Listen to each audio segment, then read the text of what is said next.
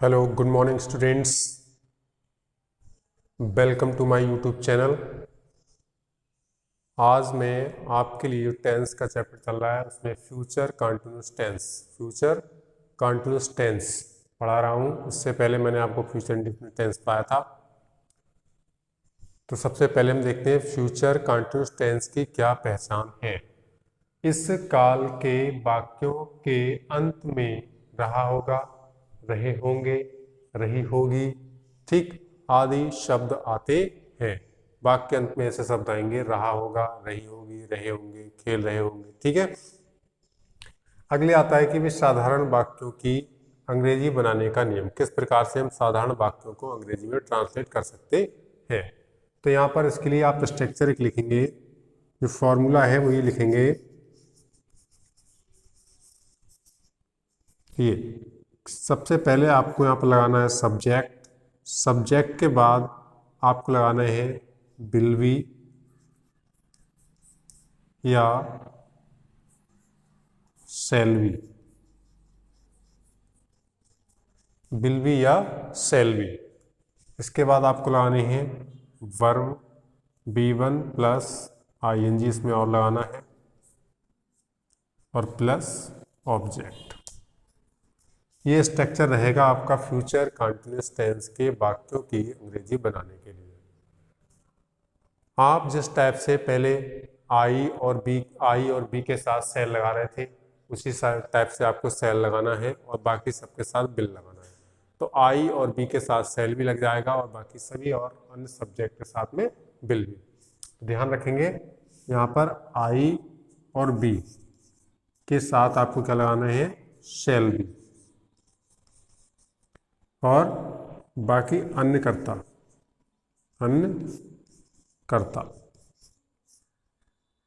ठीक, इनके साथ में बिल भी। ये आपको ध्यान रखना है। केवल आई और बी के साथ सेल भी, बाकी सभी कर्ताओं के साथ बिल भी।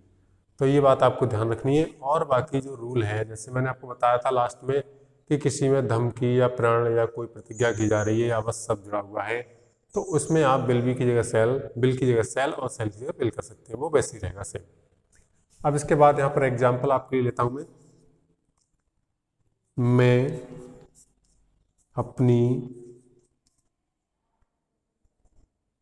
मैं अपने बेटे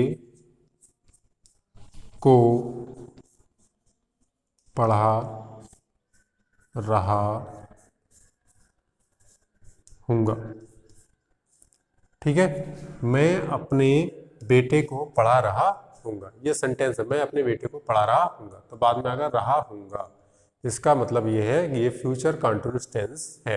तो फ्यूचर कंटिन्यूअस टेंस से आपको पता लग गया, तो फ्यूचर कंटिन्यूअस का जो भी रूल है उसको हम फॉलो करेंगे और सेंटेंस को बना लेंगे। सबसे पहले आपका ये सब्जेक्ट है और ये आपकी वर्ब है, ठीक है, ये आपका ऑब्जेक्ट।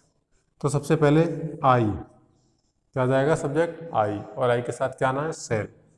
आई सेल बी, आई सेल बी पढ़ाने की क्या होती है, टीच, TEACH, टीचिंग, और इंग्लिश में लगा दो हो जाएगा टीचिंग। रीडिंग नहीं लगाना है, टीचिंग लगाना है, ठीक है, क्योंकि पढ़ा रहा हूँ, पढ़ नहीं रहा हूँ, पढ़ा रहा हूँ, तो पढ़ाने के लिए क्या लगाएंगे, टीचिंग। तो I shall be teaching, I shall be teaching, किसे टीचिंग करा रहा हूँ, अपने बेटे को। तो अपने की क्या लगेगी यहाँ पर आई के साथ, माई, और बेटे की क्या हो जाएगी, सन। आई सेल बी टीचिंग माई सन, मैं अपने बेटे को पढ़ा रहा हूँगा। ठीक है, ये आपका सेंटेंस है। इसके बाद में अगले में चलता हूँ। देखिए ज़्यादा वीडियो लंबी ना हो, इसलिए एक ही एक एग्जाम्पल में ले रहा हूँ, आप ध्यान रखेंगे, ठीक है।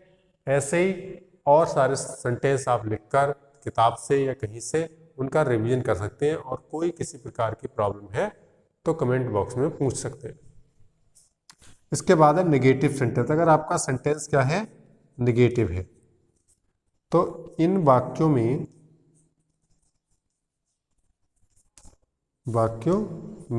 किन वाक्यों में, नेगेटिव वाक्यों में विल या सेल के बाद और 20 से पहले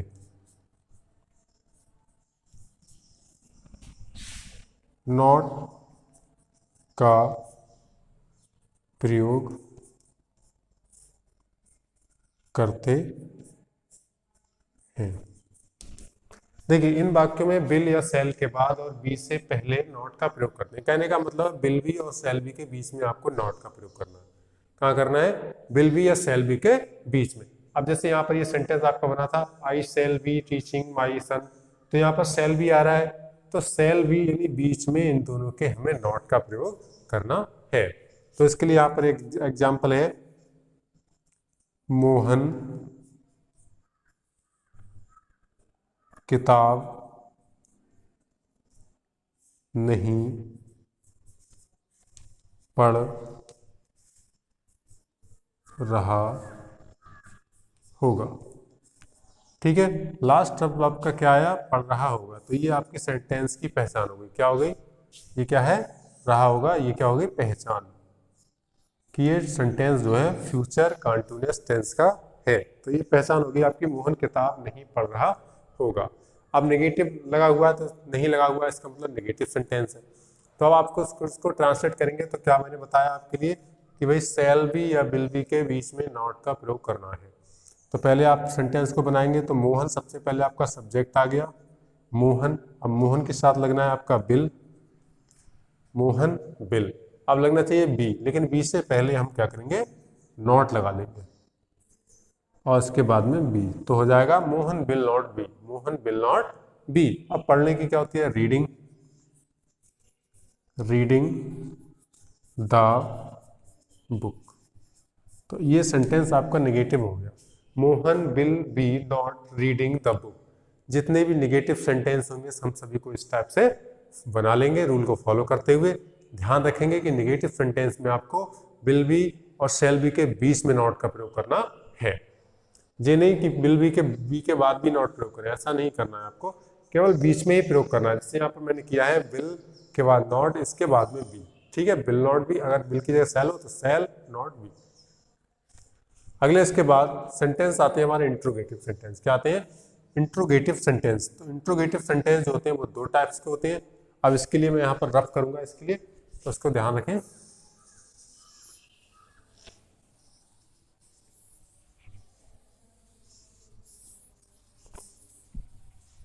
अब देखिए इसके बाद में आता है आपका इंट्रोगेटिव सेंटेंस, INTERROGATI।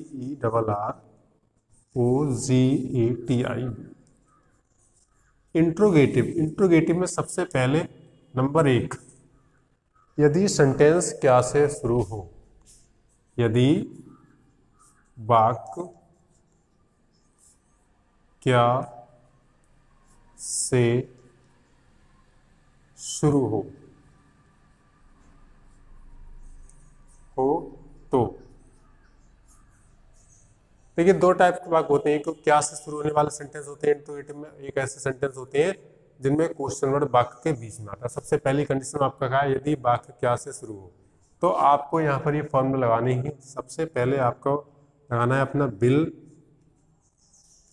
बिल, इसके बाद में बिल या सेल प्लस सब्जेक्ट और प्लस बी। अब आपको जो क्या से शुरू होने वाले सेंटेंस हैं उनमें बिल बी और सेल बी के बीच में अपना सेंटेंस सब्जेक्ट लाना है। ठीक है, क्या लाना है? सब्जेक्ट। तो बिल या सेल, इसके बाद सब्जेक्ट, इसके बाद बी, इसके बाद बी, और बी के बाद आपको लगाना है वर्ब फर्स्ट फॉर्म में ING। ठीक है, ये ऐड करना है इसमें ऐड कर लेंगे। और इसके बाद में आपको लगाना है ऑब्जेक्ट, ऑब्जेक्ट के बाद में क्वेश्चन मार्क। ये रूल इतना फॉलो करेंगे। इसके बाद देखिए, ये तो पहली बात हमारी हुई, यदि वाक्य क्या से शुरू हो तो सेंटेंस में क्या की अंग्रेजी ना लगाकर सेंटेंस को बिल या सेल से शुरू करते हैं, और इसके बाद सब्जेक्ट लगाते हैं, इसके बाद बी लगाते हैं, बी के बाद वर्ब लगाते हैं, वर्ब के बाद ऑब्जेक्ट लगाते हैं, और लास्ट में लगाते हैं क्वेश्चन मार्क। इसके बाद यहाँ पर एग्जाम्पल है, क्या हम बरेली जा रहे होंगे। क्या हम बरेली जा रहे होंगे। तो क्या पहले लगा है तो ये इंट्रोगेटिव सेंटेंस है। बात से ही हमें पता लग रहा है कि क्वेश्चन मार्क लगा हुआ है, प्रश्नवाचक चिन्ह लगा हुआ है, तो इंट्रोगेटिव सेंटेंस है। तो हम क्या करेंगे, जब क्या से सेंटेंस स्टार्ट होता है तो क्या की अंग्रेजी नहीं लगाते हैं और सेंटेंस को कर्ता अनुसार बिल या सेल से शुरू करते हैं। तो यहाँ पर हम सब्जेक्ट देखेंगे, सब्जेक्ट हमारा है हम, तो हम है तो हम के साथ आता है आपका सेल, हम मतलब बी, तो बी के साथ आता है सेल, SHALL, सेल वी, और इसके बाद में ये वाली भी, ठीक है, सेल वी बी, ठीक, सेल वी वी। अब इसके बाद में जाने की होती है गो, उसमें ING प्लस में तो हो जाएगा गोइंग टू बरेली, BAREILLY, और लास्ट में अपना क्वेश्चन मार्क। तो जितने भी क्या से शुरू होने वाले इंट्रोगेटिव सेंटेंस हैं उनको हम इसी टाइप से बना लेंगे। और इसके बाद अगली दूसरी बात हमारी आती है कि वाक्य अगर में क्वेश्चन वर्ड वाक्य के बीच में हो, तो दूसरी बात क्या है, यदि प्रश्नवाचक शब्द वाक्य के बीच में